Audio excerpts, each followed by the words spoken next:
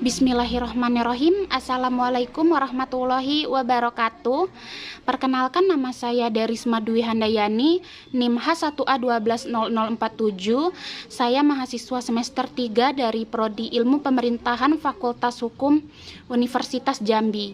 Di video kali ini saya akan menjawab soal ujian akhir semester mata kuliah Politik Agraria yang diampu oleh Bapak Muhammad Arif Rahman, SIP MIPol. Langsung saja kita ke pertanyaan nomor 1.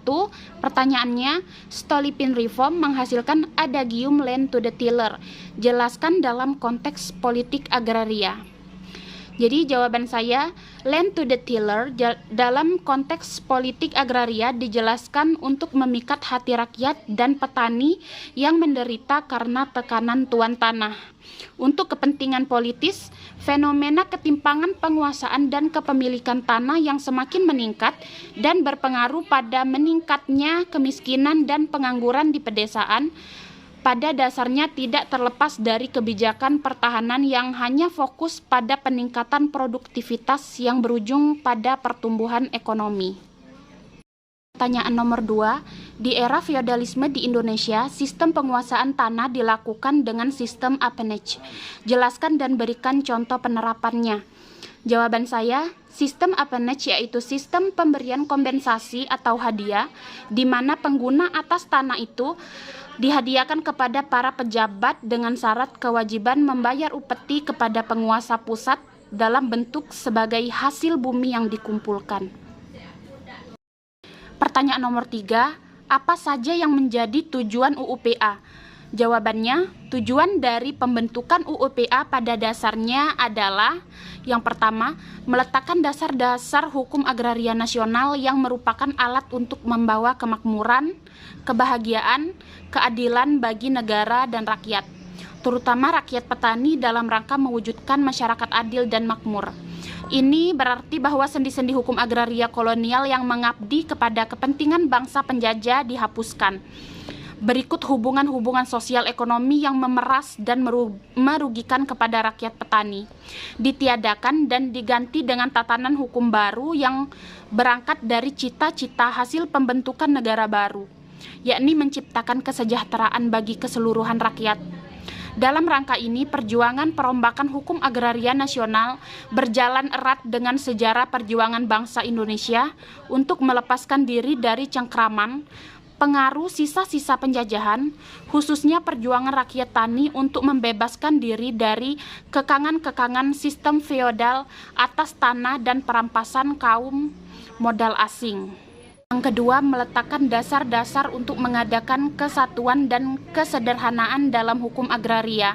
Kesatuan mengandung arti bahwa hanya ada satu aturan hukum agraria yang bersifat nasional, yang mengakhiri politik hukum agraria kolonial yang bersifat dualistis dan rumit, karena menimbulkan masalah antar golongan, tidak sederhana, dan sukar dipahami oleh rakyat.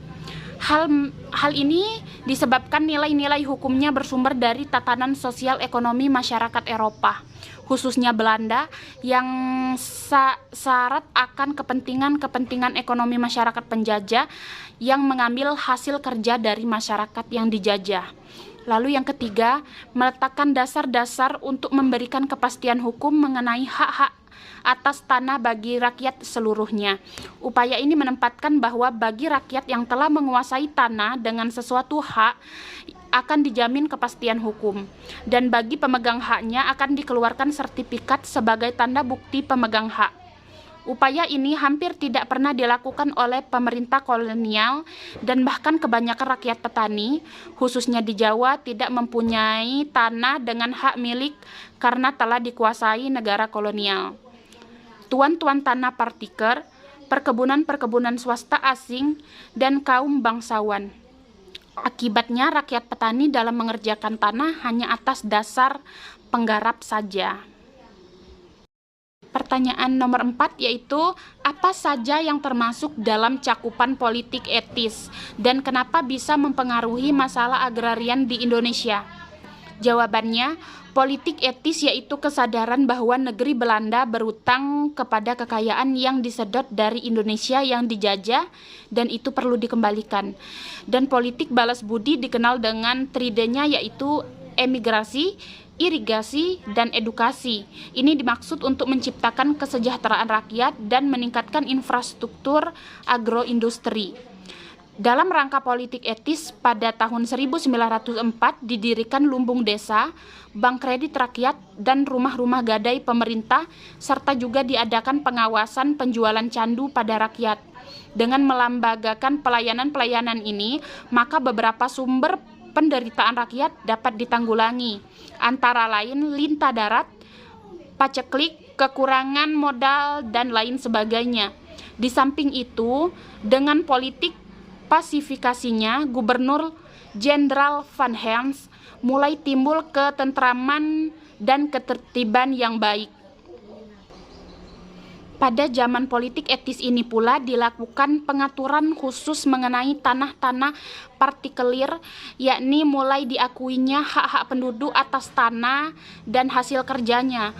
Contohnya adalah putusan Radvanjesti Pengadilan Surabaya tanggal 22 Januari 1913 yang menyatakan bahwa penduduk tanah partikelir di daerah itu mempunyai hak perseorangan turun-temurun. Kemudian menurut putusan Radvanjesti pada 7 Juni 1916 di Surabaya, penduduk berhak atas tanah atau pekarangannya dengan hak-hak benda yang dapat dipindahkan haknya kepada orang lain. Juga menurut putusan Radvanjesti Surabaya 12 September 1917, penduduk di tanah partikelir di sekeliling kota Surabaya mempunyai hak milik atas pekarangan yang didiaminya dan berhak memakai tanah pertanian lainnya dengan kewajiban-kewajiban terhadap tuan tanah. Pengaturan lain tentang tanah partikelir adalah pembelian terhadap tanah-tanah partikelir yang dimulai pada tahun 1910 dengan Undang-Undang Nomor 7, Undang-Undang 7 November 1910 Nomor 18 dan Firman Raja 12 Agustus 1912 Nomor 54. Walaupun demikian, pelaksanaan undang-undang ini tidak nyata. Sampai masa akhir pemerintahan Hindia Belanda masih terdapat ratusan ribu hektar tanah partikelir. Pertanyaan nomor 5, jelaskan ciri khas gerakan sosial perlawanan pada petani terhadap kolonialisme tahun 1830-an. Jawabannya, ciri-ciri yang ditemukan pada semua perlawanan petani berupa gerakan sosial adalah 1. Millerianisme atau ajaran-ajaran akan datangnya zaman keemasan. Yang kedua, Mesianisme atau kepercayaan pada Ratu Adil. Yang ketiga, nativisme atau gerakan untuk kembali ke adat kuno. Dan yang keempat, perang sud, ajaran-ajaran untuk berjihad. Unsur-unsur ideologi ini tidak dapat dibedakan secara tegas. Dalam setiap pemberontakan kaum petani, senantiasa terdapat keempat ciri tersebut secara bervariasi. Timbulnya perlawanan petani ini merupakan usaha balas dendam terhadap sistem ekonomi perkebunan dan sistem ekonomi politik kolonialisme yang telah menyengsarakan mereka. Perlawanan ini berlangsung sepanjang mulai ditetapkannya perkebunan 1830 hingga berakhirnya kolonialisme Belanda.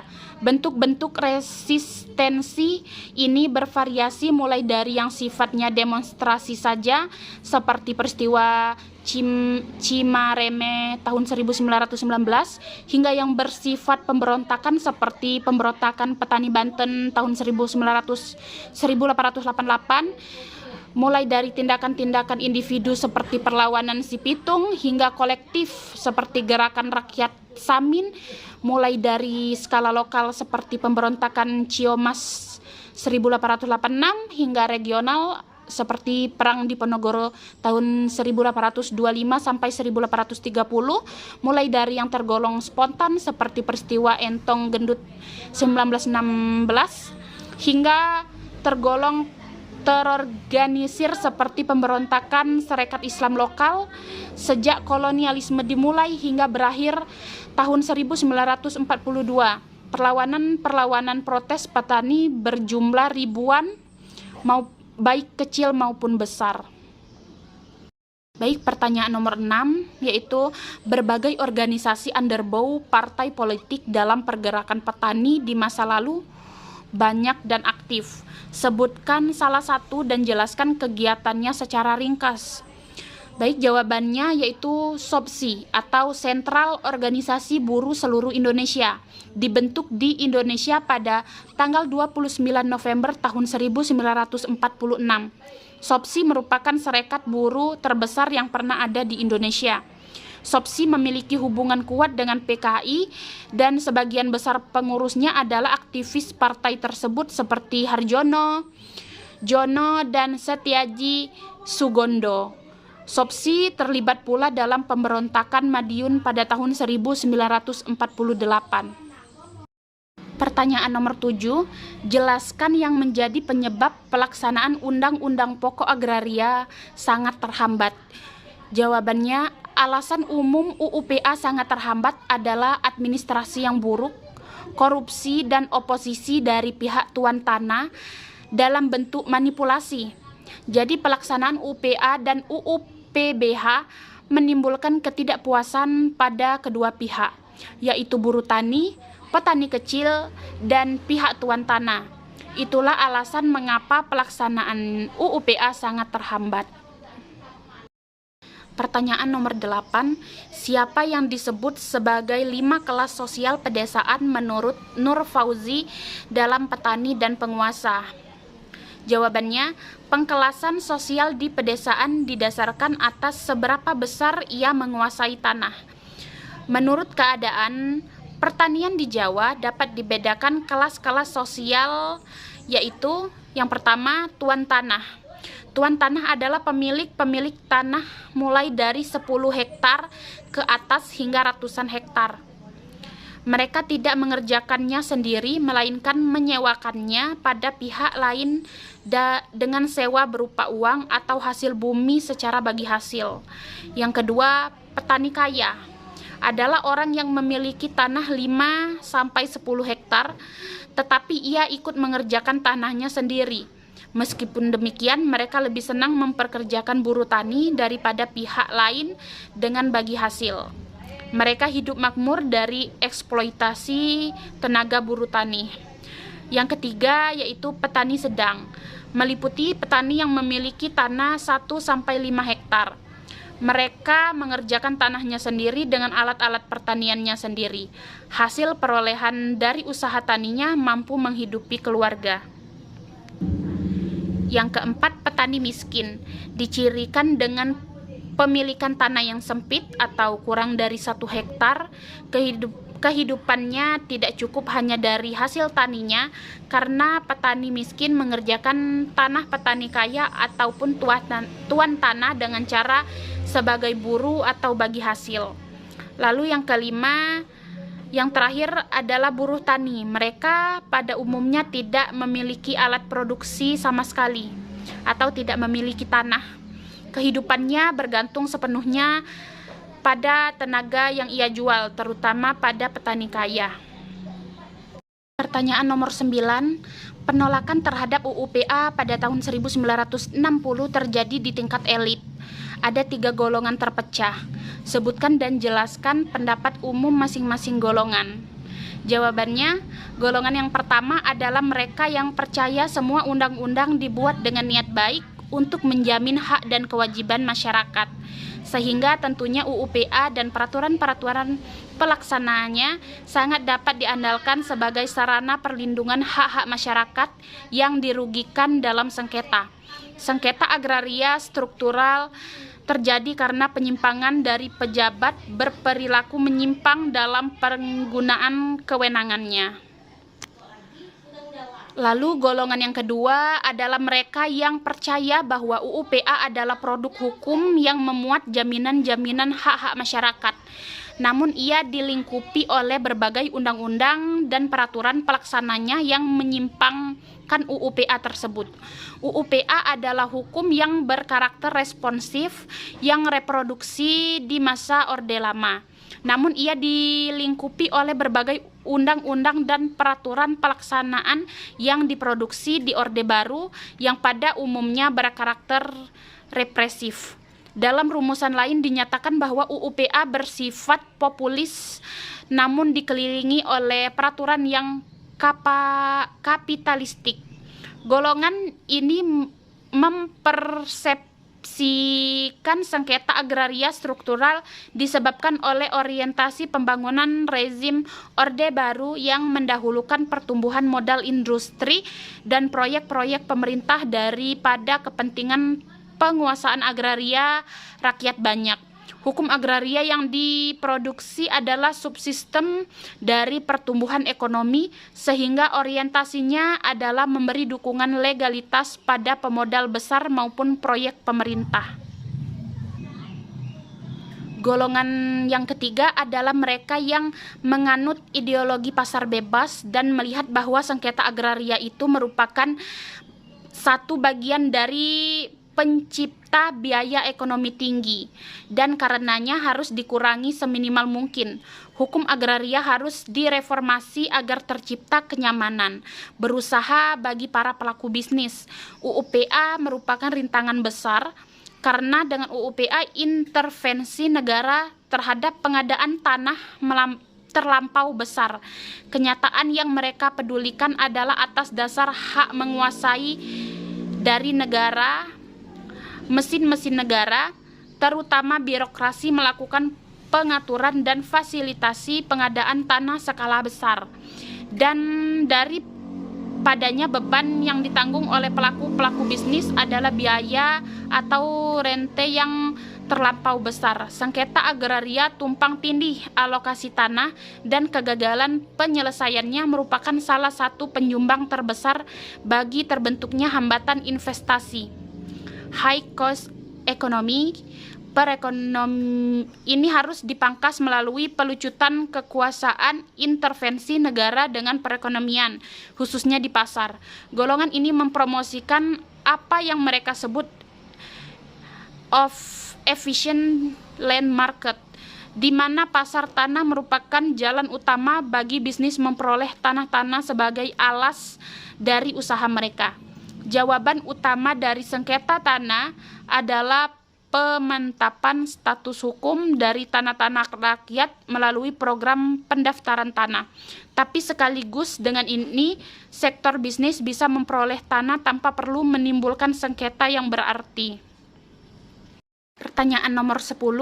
Sebutkan tahapan pelaksanaan UU-PA hanya berlangsung 5 tahun.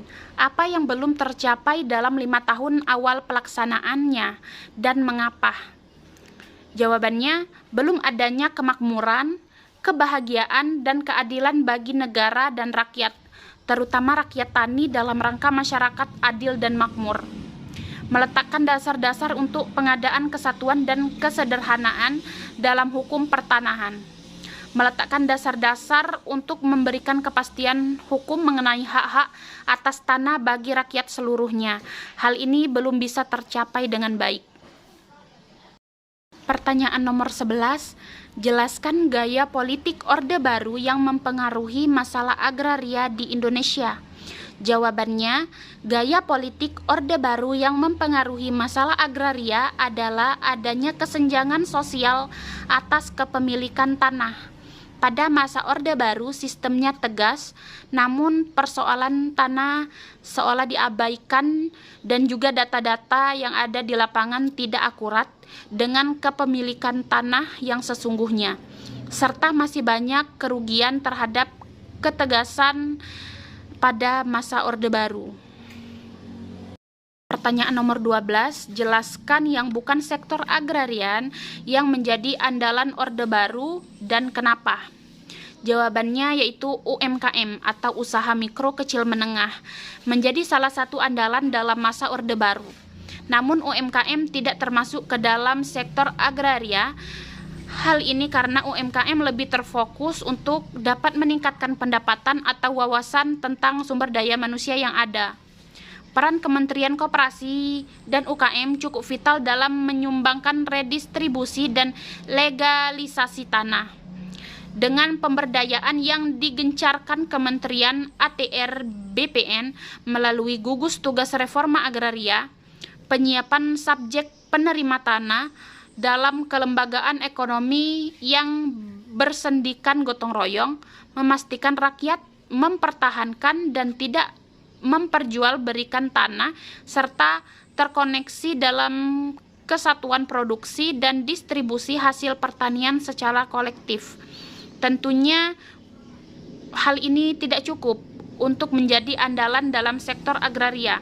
Masih diperlukan hal yang menjadikan pergerakan yang lebih efektif dan fokus ke pemanfaatan tanah dan berhasil menjawab permasalahan yang ada di Indonesia. Pertanyaan nomor 13, jelaskan yang dimaksud dengan reforma agraria yang belum berjalan di Indonesia.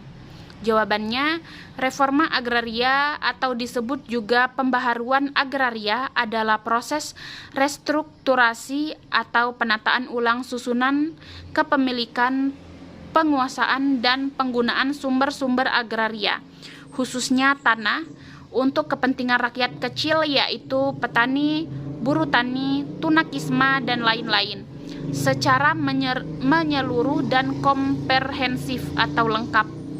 Reforma agraria dapat terwujud apabila dilengkapi dengan program penunjang seperti modal, marketing, dan pendidikan. Dengan hal ini diharapkan tujuan dari reforma agraria dapat terwujud, yaitu 1. Mengubah struktur masyarakat dari susunan masyarakat yang mewarisi stil feudalisme dan masyarakat yang kolonialisme ke arah masyarakat yang lebih adil dan merata. Lalu yang kedua, menciptakan sebagian masyarakat memiliki aset atau alat produksi berupa tanah dan menjadikan masyarakat lebih produktif sehingga jumlah pengangguran lebih kecil. Namun sayangnya cita-cita reforma agraria ini belum berjalan cukup baik di Indonesia karena dapat terlihat bahwa permasalahan seperti sebaran kepemilikan, penguasaan, serta peruntukannya yang belum merata, dan juga hubungan kerja yang lebih adil didasarkan atas kekuatan dan pemberdayaan rakyat juga belum terwujud. Baik, mungkin itu saja penjelasan saya pada kesempatan kali ini. Terima kasih banyak atas waktu dan perhatiannya. Mohon maaf apabila ada salah-salah kata dan perbuatan.